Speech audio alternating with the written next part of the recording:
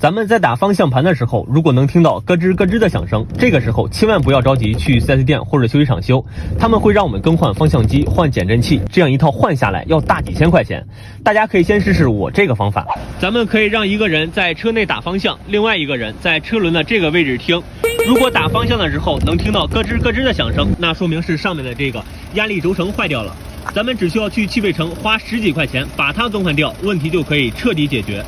我是聪哥，关注我，主要还有1000个汽车知识。